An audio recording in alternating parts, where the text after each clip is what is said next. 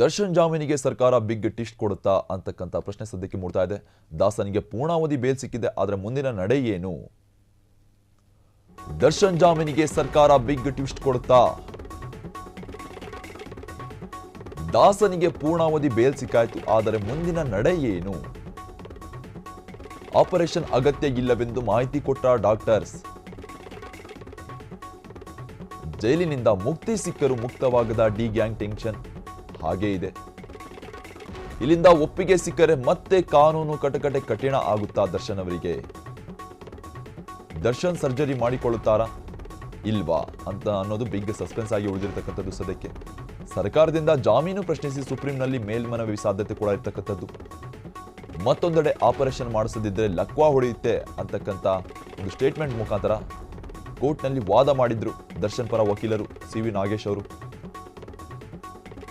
ದರ್ಶನ್ಗೆ ಆಪರೇಷನ್ ಮಾಡದೆ ಇರಲು ನಿರ್ಧರಿಸಿದ್ರ ವೈದ್ಯರು ಸದ್ಯಕ್ಕೆ. ಹಾಗಾದ್ರೆ ದರ್ಶನ್ಗೆ ಆಪರೇಷನ್ ಅಗತ್ಯ ಇಲ್ವಾ?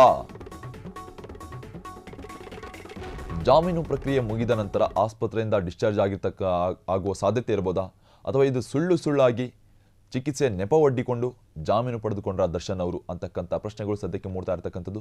ಯಾಕಂದ್ರೆ ಇದುವರೆಗೆ ಆದರೂ ಒಂದು ಚಿಕಿತ್ಸೆ ಮಧ್ಯಂತರ ಜಾಮೀನು ಪಡೆದುಕೊಂಡು ಬಂದಿರತಕ್ಕಂಥದ್ದು ಚಿಕಿತ್ಸೆಗೋಸ್ಕರ ಸುಮಾರು 1.5 ತಿಂಗಳಾಗಕ್ಕೂ ಬಂದರೂ ಯಾವುದೇ ಶಸ್ತ್ರಚಿಕಿತ್ಸೆ ಇಲ್ಲ.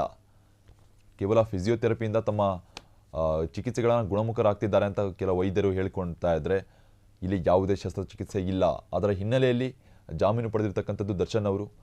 ಮುಂದಿನ ನಡೆ ಏನು? ಪೂರ್ಣ ಅವಧಿಯ ಬೇಲ್ ಸಿಕ್ಕಾಯಿತು, ಆದರೆ ಮುಂದಿನ ನಡೆ ಏನು ಅಂತಕ್ಕಂಥ ಪ್ರಶ್ನೆಗಳು ಸದ್ಯಕ್ಕೆ ಮೂಡ್ತಾ ಇದೆ.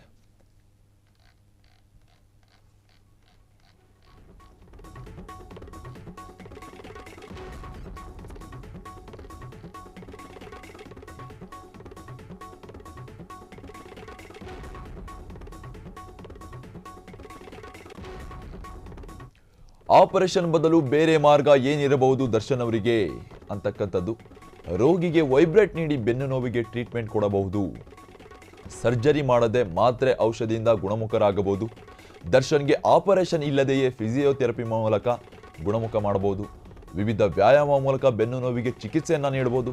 ಅಷ್ಟೇ ಅಲ್ಲ, ಮಾತ್ರೆ ಔಷಧಿಗಳ ಜೊತೆ ಕೆಲ ದಿನಗಳ ಕಾಲ ವಿಶ್ರಾಂತಿ ಪಡೆಯಬೇಕು.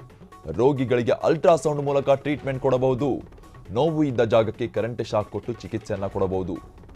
ಈ ರೀತಿಯಾದ ಒಂದು ಸಲಹೆಗಳನ್ನು ಅವರು ತಗೊಂಡ್ರೆ, ಅಂದರೆ ಈ ರೀತಿಯಾದ ಮಾರ್ಗವನ್ನು ಅವರು ಬಳಸ್ಕೊಂಡ್ರೆ ಬೇಗ ಆಗಬಹುದು ಆಪರೇಷನ್ ಇಲ್ಲದ ಹಾಗೆ.